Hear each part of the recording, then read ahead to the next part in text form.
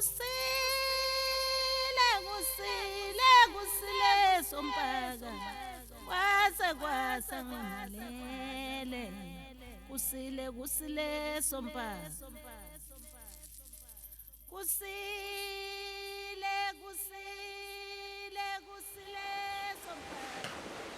sompaka siyakhuleka ke kuSolomoya TV siyabingelela ngibingelela omkhulu Mazibuko umehluleli womoya ngithi nje akwengedlule la ngiqophe nje namhlanje ngedlule la ngizokhuluma kahle ngetho ezobe ikhona ezobe sinayo engumhla ka29 ehamba sibheke eMpumalanga siyohlambulula imimoya sihlambulula imimoya nje sihlambulula imimoya yeyithunywa uma ngingachaza nje kahle masihlambulula le moya sihlambulula imimoya yeyithunywa bizothinta ke nje kancane ithunyweni bese ngikwazi ukuthi ngiqhubekele phambili okay sinabantu abakhona noma esinabo lapha kuSolomoya TV abakhala ngendaba yeyithunywa ukuthi bona kumele balungiselwe ithunywa noma bafuna ukulungiselwa ithunywa ibona ke laba bantu ke esibabiza la noma esifise ngathi bangasondela la sikwazi ukuthi senze nabo inhlambuluko yazi ithunywa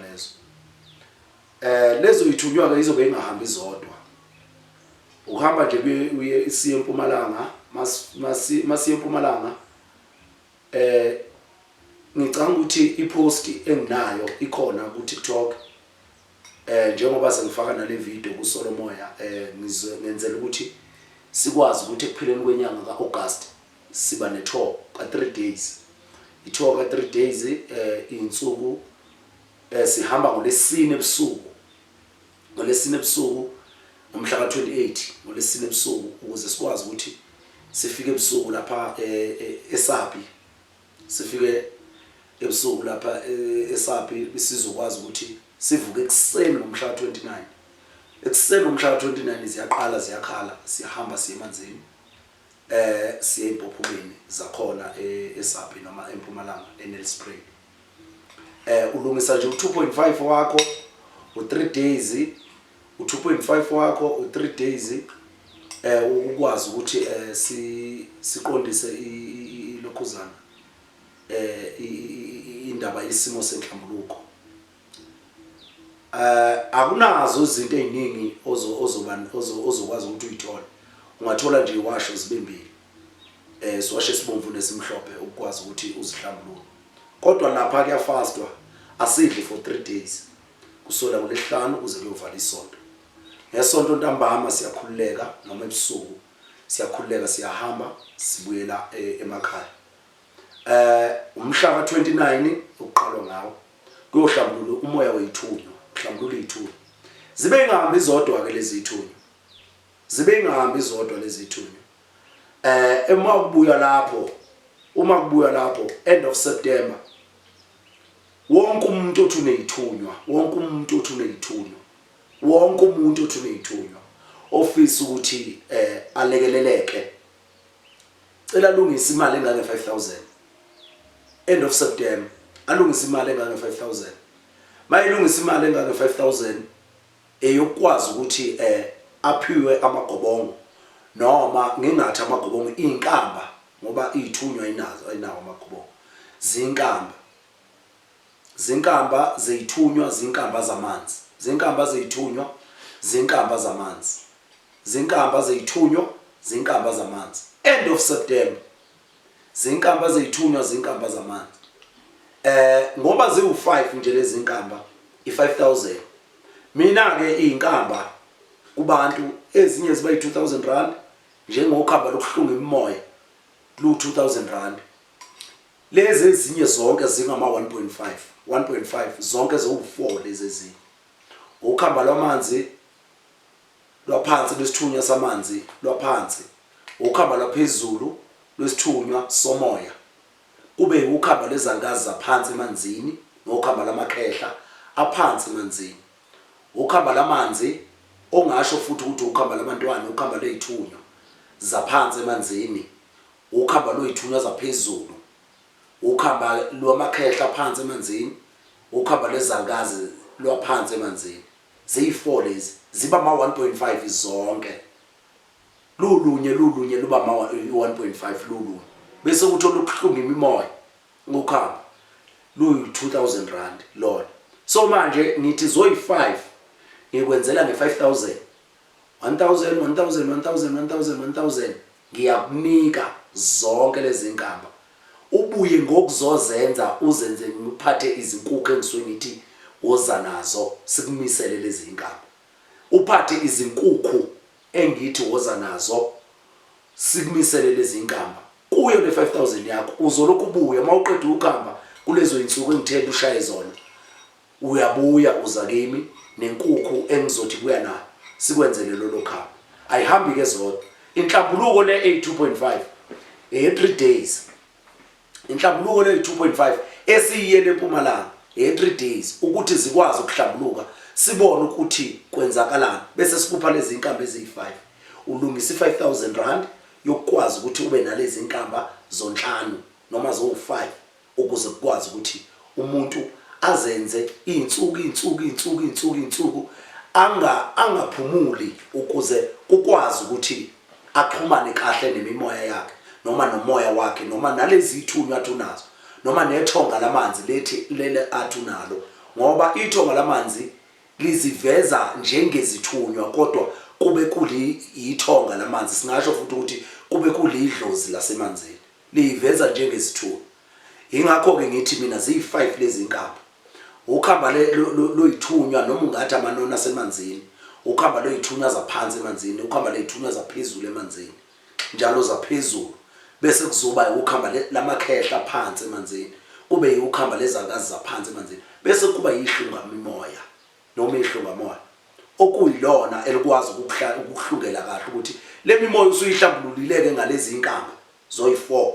sesiyakuhlungela siyakususela le mimoya emibi isikushiyela imimoya okuyiyona kumele ubhekene nayo. Kuyobe kuphelele lapho. Emva kwalokho ke siyobe sesilandela amaphupho akho izibono zakho ukuthi kuthiwa bese siyabona ukuthi siyakuhlanganiselani le mimoya yoyi5 okhambe nololo, siyakuhlanganisela le moya yoyi5 okhambe nololo. Kungenzeka ke uthola ukuthi umuntu kuye akufuneka imbuzi emhlophe kulolu khamba lwemimoya ehlangene noma lomhlaba uhlangene, akufuneka imbuzi kuye, kufuneka izinkukhu. Ungenze kube izinkukhu eziyisikhombisa, kungenzeka kube imbuzi emhlophe eqala. Kungenzeka ke umuntu ngamunye kube ukuthi akufuneki izinkukhu eziyisikhombisa, kufuneka imbuzi emhlophe, noma omunye akufuneka imbuzi emhlophe kufuneka izinkukhu eziyisikhombisa. So manje ke sizoyithatha lapho ukuthi mase sesitholile ukuthi wena uhlungelwe kanjani imimoya, uyimukele kanjani imimoya, uyigeze kanjani imimoya, sekudingeka ukuthi ihlungwe kanjani, sikuhlungele yona ngayo kuyo le 5000 yakho, kuyo le 5000 yakho. Bese kukwazi ukuthi sibonele ukuthi lolu khambo uyalithola.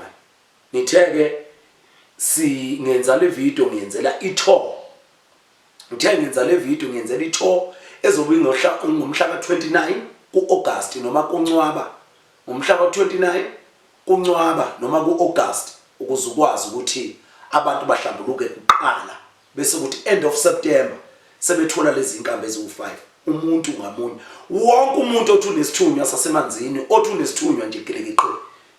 ngabe sasemanzini ungabe isithunywa somoya, wonke umuntu othi unesithunywa nje nethonga lasemanzini, othi unesithunywa nethonga lasemanzini akasondele kimi. Siqale eMpumalanga nge2.5 size kulokhuzana end of September sewuthola lezi inkamba, noma ngabe kuphi singakwazi ukuthi sikufakele lezi inkamba bese sikutshela ukuthi yenza kanjani.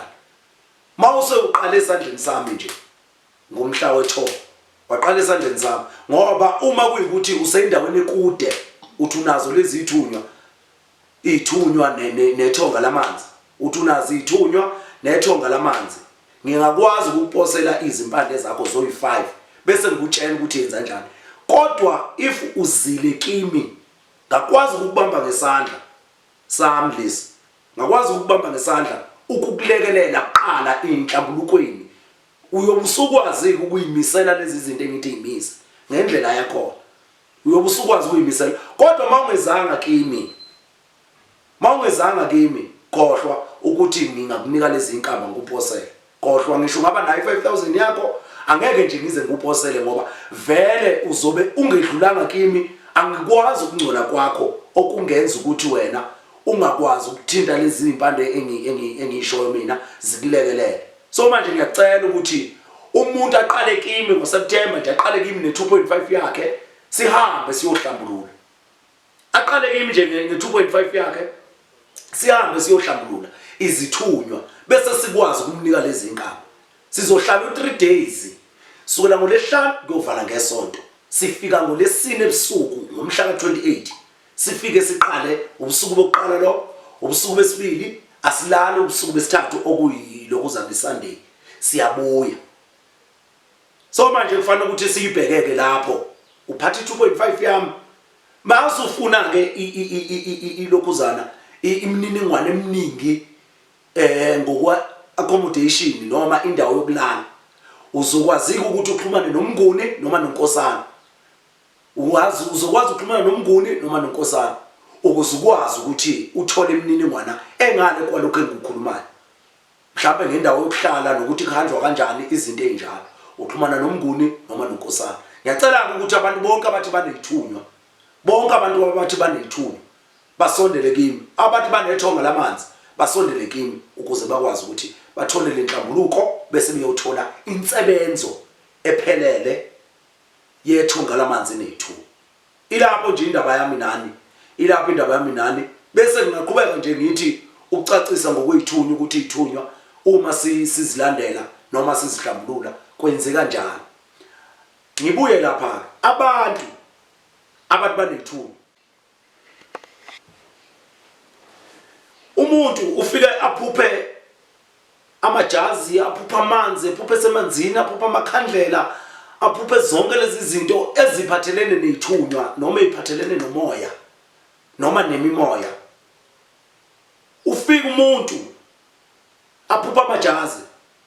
aphuphe amanzi ngokwehluka kwawo, aphuphe semanzini, aphuphe kuthiwa ahambe emanzini, ephupha amakhandlela, imibala ngokwehluka kwayo, nemimoya ngokwehluka kwayo, imimoya eyiphupha ngamaphupho wakhe, mhlawumbe uyiphuphele ezinye izinto, ephuphe zona lezi zinto zontomfishi, omeme imemedi, inkosana zamanzi, aphuphe izinkanyezi, aphuphe zonke lezi zinto, izifungo, iziphambano, nazo zonke lezi zinto ayiphuphayo yena. Aphupha amajuba, inyoni, nako konke lokho akuphuphayo akuboniswayo okuphathelene nemimoya, okuphathelene nemimoya. Bese ethi yena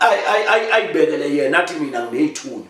nethonga lamanzi, ayibekele yena nezithunywa nethonga lamanzi. Uyeke lo muntu engikhuluma ngaye la ukuthi uyadingeka lapha eMpumalanga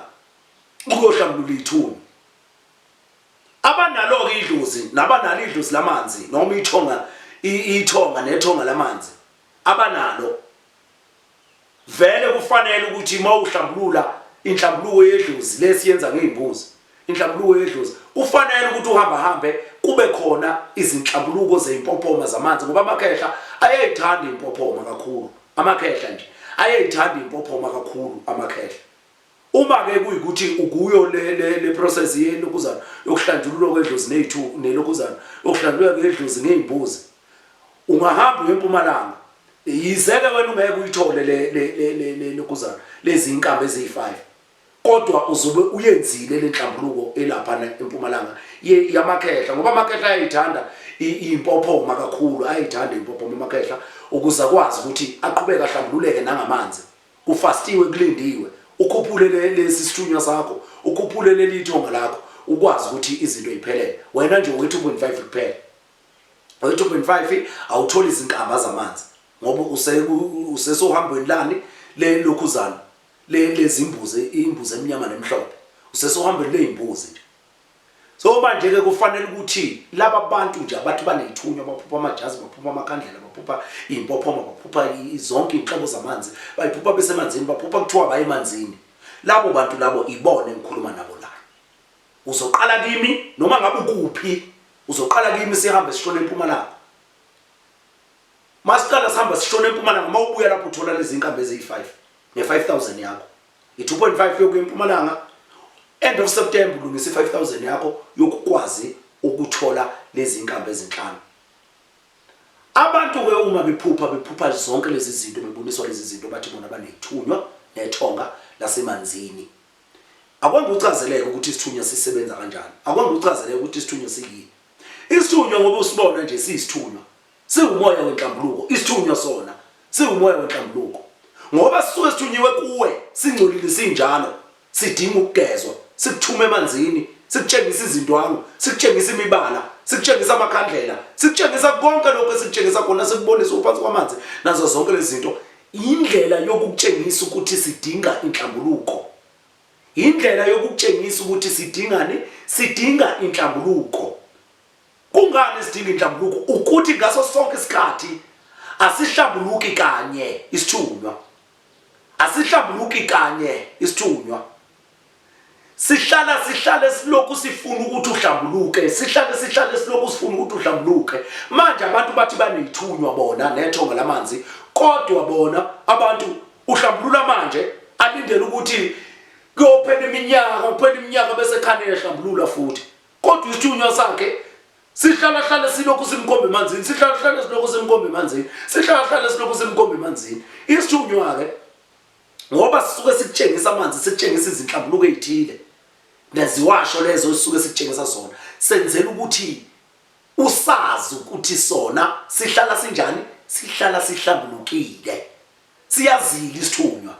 sizile yonke into singazila utshwala sizile amantombazane noma abafana sizile yonke into ekuhlanganisa nobuningi babantu nobuningi bemimoya ehlangahlangene exubaxubene manje ukwazi ukuthi uthi unethunywa ofuna ukuthi zihlale zihlambulukile ubuhamba uyiphosa nje noma aphi lapho uyiphosa khona ubuhamba uyigaxa nje noma aphi lapho uyigaxa khona ubuhamba uhlangana nezinhlangano zabantu uhamba uhlangahlangana uhamba ulala wenza zonke izinto uhamba uphuza wenza zonke izinto lezi enizenzayo zomjive kodwa wena uthi unethunywa ofuna ukuthi ziphakama kanjani lezi ithunywa ziqhuma kanjani lezi ithunywa wena uzifake ezindaweni isithunywa singafuni ukuba kuzo manje ke kufanele ukuthi kwesicacise lento yalezi ithunywa ukuthi ngoba ngithi nje eMpumalanga ngomhla ka29 noma ngomhla ka28 eMpumalanga ngomhla ka28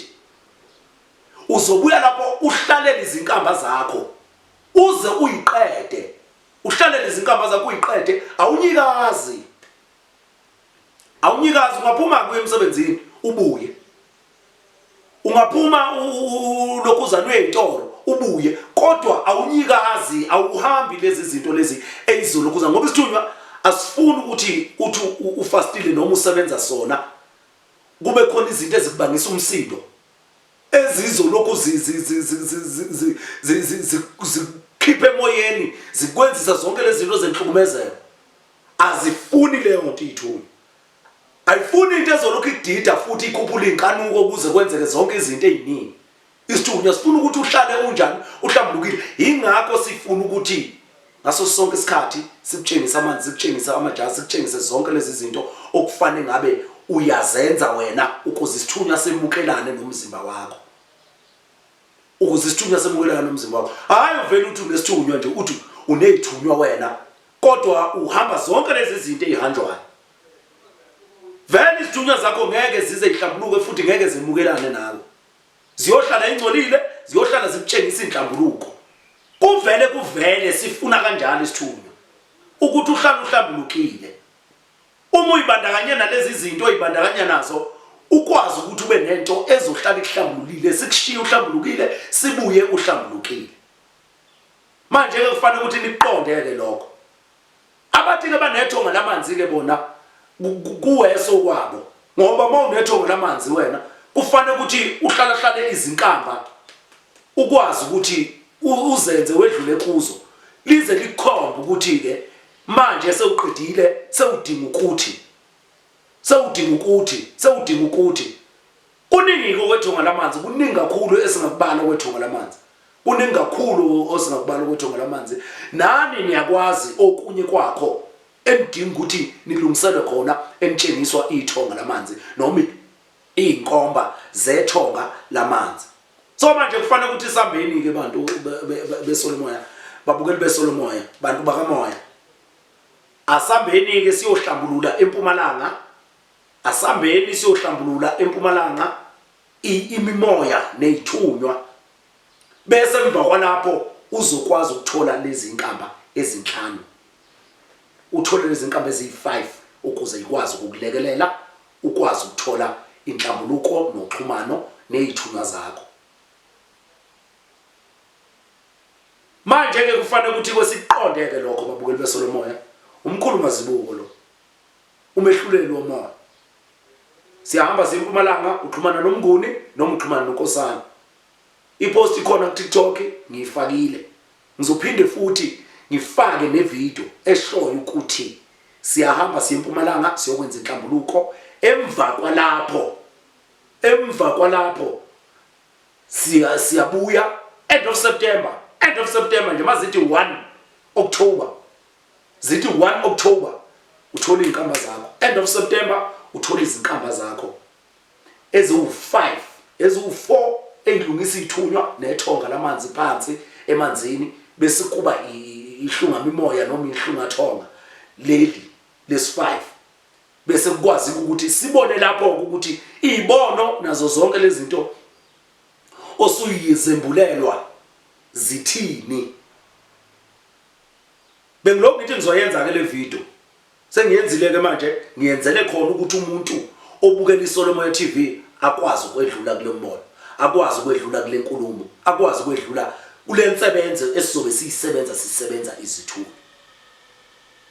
ngithangibonge ke babukeli beSolomoya TV niqhubeke njalo nilibuka iSolomoya TV ni subscribe ni share nakho konke ni share abaningi abantu ukuze bekwazi ukuthi basondele abathi banezithunywa nabathi banethonga lamanzi siyabonga.